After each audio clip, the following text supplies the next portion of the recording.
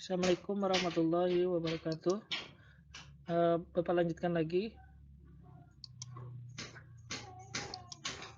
kedudukan garis ya tadi. Nah, tadi kedudukan garis bersilangan. Jadi kedudukan garis yang bersilangan itu adalah jika dua garis tidak memiliki titik persekutuan, titik sejajar, dan tidak terletak pada bidang yang sama.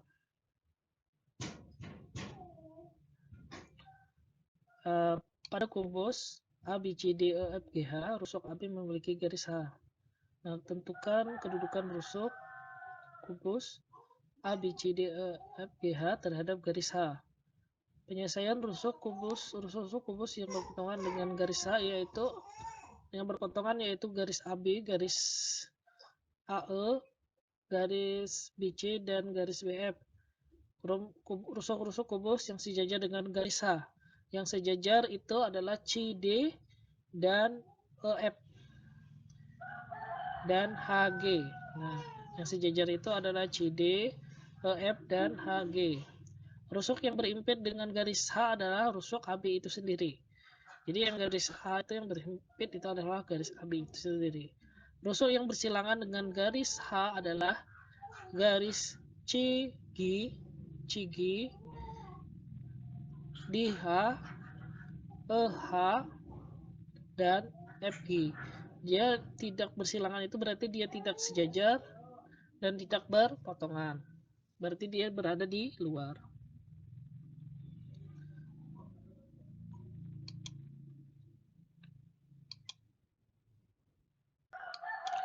Kedudukan garis terhadap bidang.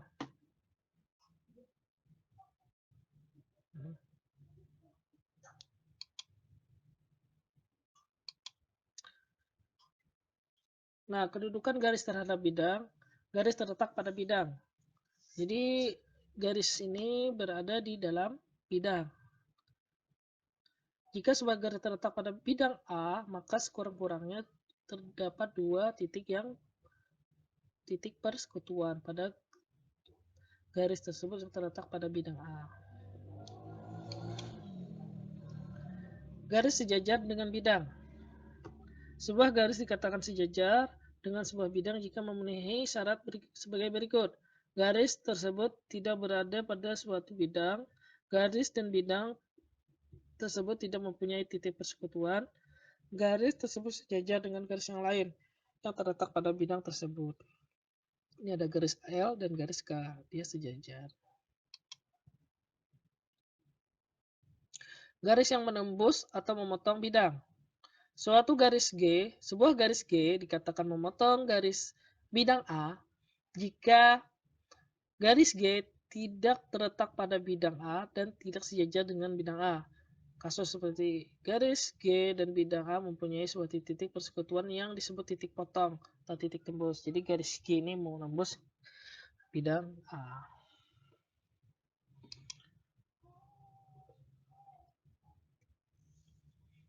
Ini contohnya. Diketahui kubus ABCD FGH dengan ABCD sebagai wakil bidang.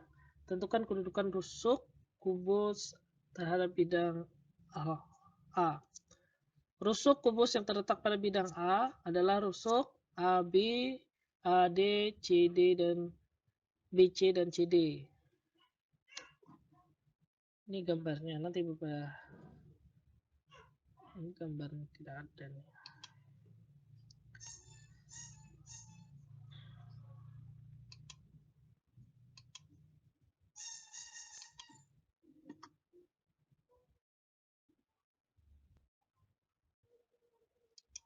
Kedudukan dua bidang.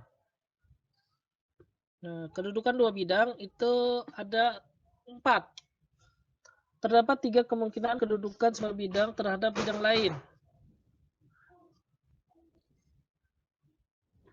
Dalam sebuah bangunan ruang yaitu, dua buah bidang saling berimpit. Bidang A dan bidang B dikatakan alfa dan B dikatakan berimpit jika bidang alfa dan B memiliki bidang daerah persekutuan dan setiap titik yang terletak pada bidang alfa dan juga terletak pada bidang B. beta atau sebaliknya dan sebaliknya. Jadi dia saling berimpitan.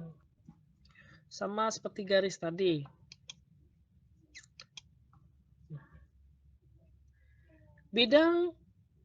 Dua bidang sejajar. Bidang A dan bidang B dikatakan sejajar jika bidang A dan bidang B tidak memiliki titik persekutuan. Jika titik P dan Q terletak pada bidang A dan kedua titik tersebut memiliki jarak yang sama ke bidang B, maka bidang A dan B adalah dua bidang yang sejajar. Ini untuk kasus A. Kasus 1, kasus 2. Dua bidang dapat dikatakan sejajar jika dua garis saling berpotongan pada bidang A sejajar dengan dua garis yang saling berpotongan pada bidang beta. Garis K dan L terletak pada beta, bidang beta dan saling berpotongan, dan garis KL sejajar dengan garis MN juga saling berpotongan terletak pada bidang A. Sehingga disimpulkan bahwa bidang A sejajar dengan bidang beta. Nah ini sama nih. Atau seperti ini. Jadi ini adalah bidang yang sejajar. Yang berpotongan. Nah, sama seperti garis tadi. Bidang A dan B dikatakan berpotongan jika bidang A dan B tidak sejajar dan kedua bidang tersebut memiliki tepat sebuah garis persekutuan atau garis potong. Nah, seperti ini.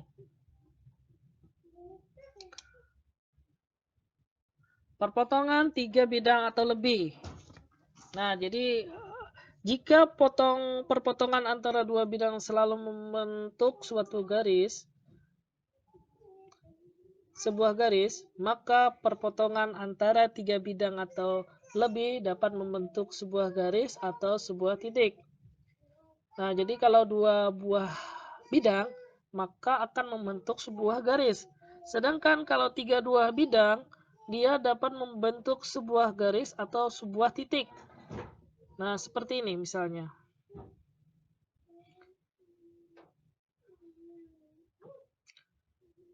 Jadi, kalau ada 3 buah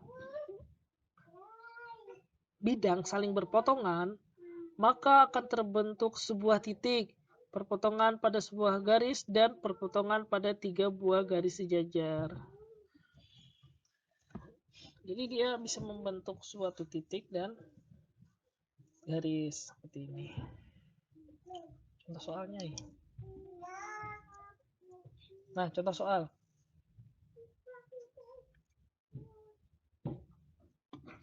Contoh, diketahui kubus ABCDEFGH dengan bidang sisi ABCD sebagai wakil bidang A. Tentukan kedudukan bidang kubus terhadap bidang A alfa. Bidang sisi kubus yang berimpit bidang A adalah bidang itu sendiri. Nah, bidang sisi kubus yang sejajar dengan bidang A adalah bidang ini EFGH. Bidang kubus yang berpotongan dengan bidang alfa adalah bidang ABCDE, CDGH, ADEH, BCFG. Nah, jadi saling berpotongan.